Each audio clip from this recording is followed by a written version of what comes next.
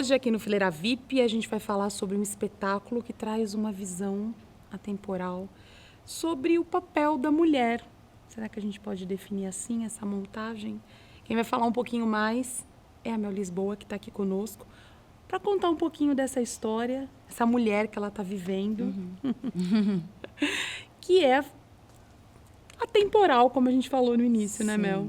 Tudo bem? Tudo jóia, tudo ótimo. O que a gente pode falar de Eda? Então, um texto, quando ele se torna um clássico, né, não é à toa. É porque, na verdade, ele dialoga não apenas com o momento em que ele é escrito ou logo depois. Ele tem algo de atemporal nele, o texto como um todo, que você consegue traçar paralelos diretos, não importa muito a época, né? Independente de você saber que o texto foi escrito em 1890, ou seja, teoricamente muito distante, na Noruega, você consegue se identificar com o texto hoje, né? Porque ele realmente, você tem essa questão de que ele questiona, a própria Eda Gabler, ela está muito insatisfeita com a vida dela. E é a vida que lhe foi reservada. Né? Ela não tem muita escolha. E as outras escolhas, ela teria que enfrentar uma sociedade. E aí ela não quer, porque ela tem todo um nome, né? Ela vem de uma família e tal.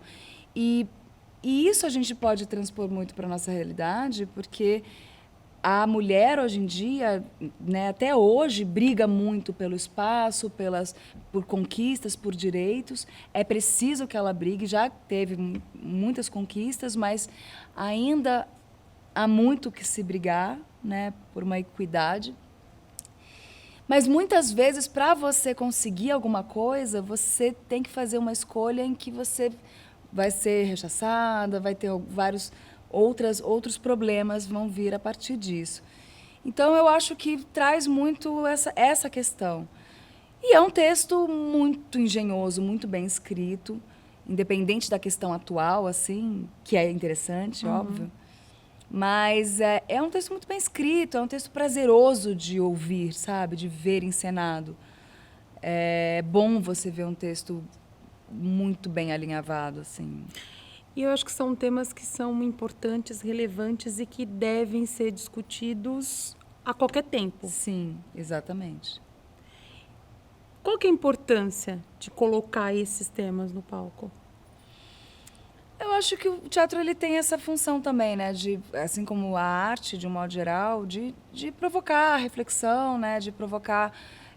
o ideal é que ela não se encerre ali, né?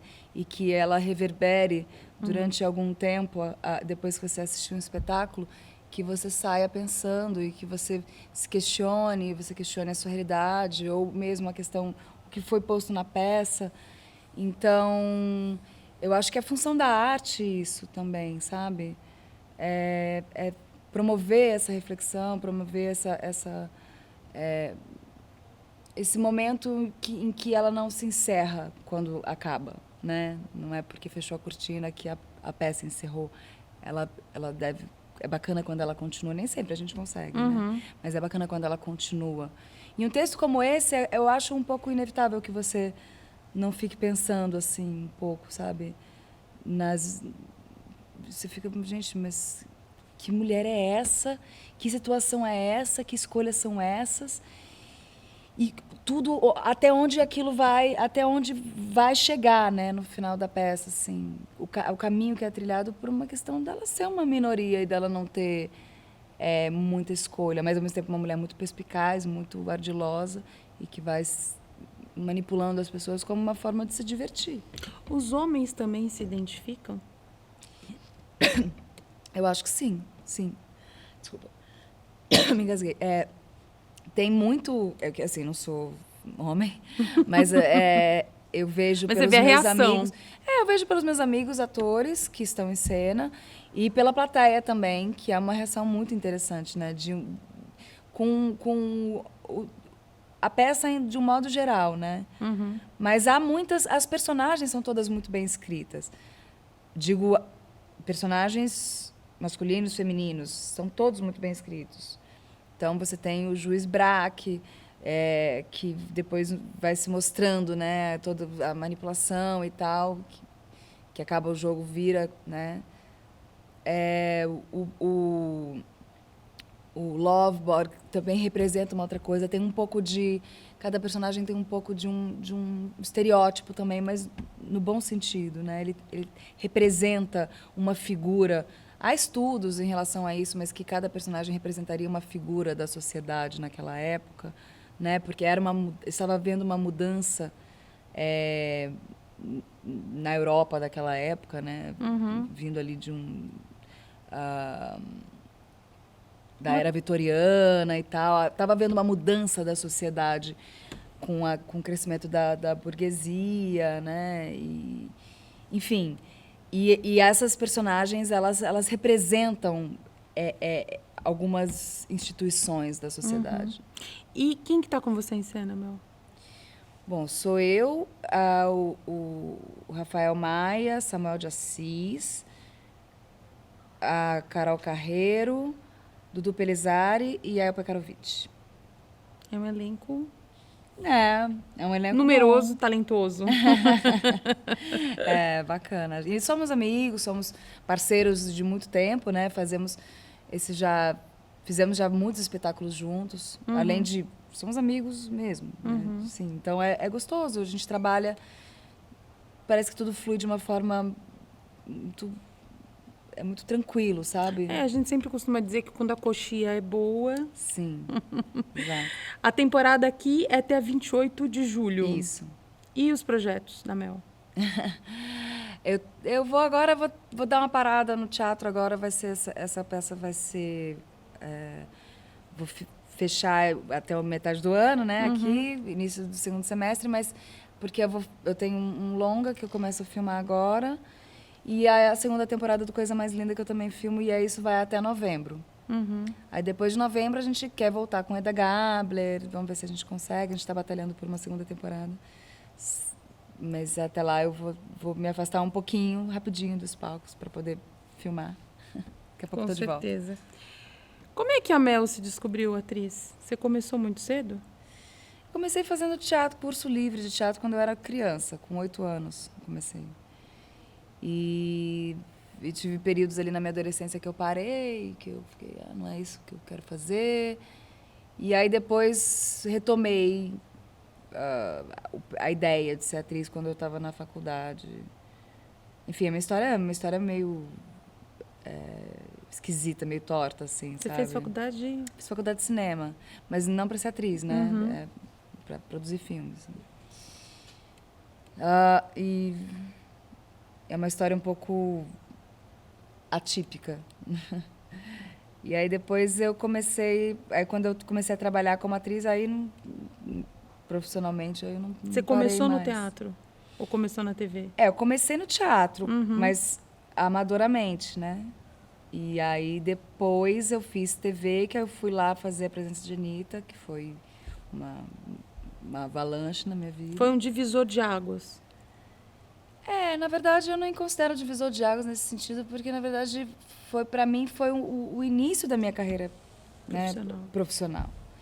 Então foi um marco importante na minha vida. E que dali eu falei, bom, agora vou fazer... É isso que eu quero. Na verdade, eu não sei. Até hoje, eu não sei. Até hoje, eu questiono se eu vou continuar sendo atriz, acho que umas 2 vezes por semana, no mínimo. Mas você acha que você tem dúvidas ou é a situação atual? As coisas um pouco de tudo. Uma mistura. É uma mistura de tudo, sim. Acho que pega um pouco... Tem épocas que eu entro mais em crise, épocas que eu entro menos em crise. Eu confesso que agora eu tenho entrado mais, talvez a situação política no país ajude um pouco a questionar. Mas quando você está no palco? Quando eu estou no palco é maravilhoso. Esses dias eu estava lendo a Clarice Lispector e aí eu peguei um trecho da Clarice, até postei do A Hora da Estrela, porque eu me identifiquei muito quando ela coloca, né, como se fosse o Rodrigo Assemi, que é o escritor que está escrevendo a história da Macabéa. Aí eu me identifiquei muito com o que ele falou sobre o escrever, sobre o ato de escrever. Ele fala que Agora eu não vou saber as palavras, Clarice, me perdoe. É algo do gênero que se ele não escrevesse, se não fosse a novidade de escrever todo dia, porque ele se sente meio fora do mundo, meio distante. Se não fosse a novidade que é escrever todo dia, se não fosse isso, ele morreria. Ele fala assim, se não fosse tudo isso, eu morreria simbolicamente todos os dias. E aí eu falei, cara, eu acho que é isso um pouco do atuar, assim, pra mim. Quando eu tô atuando, é como se eu fugisse da minha própria realidade, de um jeito, sabe? Eu realmente brinco de ser uma outra pessoa, de estar numa outra situação. É claro que tem técnica, tem tudo, mas assim, é como se naquele momento eu me concentrasse tanto em fazer aquilo que eu saio da minha realidade e aí eu suporto a realidade por mais um pouco. Até porque nos palcos você já fez muitos papéis importantes, Sim. relevantes, enfim, seja comédia, seja drama, seja teatro infantil. Sim. Acho que você já navegou por vários mares, né? Total. E isso só valoriza mais o seu talento, enfim, tudo que... a trajetória que você já construiu, né? Hoje em dia é isso, né? A idade tem isso também, né? Se você tem oportunidade, eu tive muita sorte, eu sou muito grata, assim, pelas oportunidades que eu tive, pelas escolhas também que eu fiz. Porque eu tive muitas oportunidades legais. Eu nunca parei, de fato. Esse é o 22º espetáculo que eu estou fazendo, profissional, assim. Sabe, a experiência, a idade, você vai ganhando um conhecimento mesmo, um domínio maior, começa a ficar... Você começa a ter mais prazer ainda, sabe? E tem muitos personagens que você ainda deseja fazer? Ah, sim. Fora os que eu nem conheço ainda. Fora as peças que eu não li. As que ainda vão ser escritas. Isso é importante. Bom, vamos reforçar o convite para os nossos espectadores. A temporada aqui é até o finalzinho de julho. Isso. Espaço Parlapatões, aqui na Praça Frank Roosevelt. Está todo mundo convidado para vir assistir o espetáculo. A Mel está aqui às sextas e aos sábados, às 21 horas. E aos domingos, às 8 da noite. Praça Roosevelt, número 151, na Consolação. Mel, obrigada, viu? Obrigada, parabéns, sucesso. A Mel já participou de outras entrevistas, conversando com a gente. Sim. E seja rock santeiro, seja... Pescadora de Ilusão, que é o espetáculo infantil que você estava fazendo com a Carol Badro. Enfim, sempre brilhando. Parabéns, obrigada. Obrigada. Você que ama teatro está curtindo os nossos vídeos? Então dá o seu like. E se você não é inscrito no canal, se inscreva agora mesmo e clique aí no sininho para receber todas as nossas notificações. O Fileira VIP é a sua conexão direta com os melhores espetáculos em cartaz nos palcos paulistanos. Bora sentar nessa fileira VIP com a gente!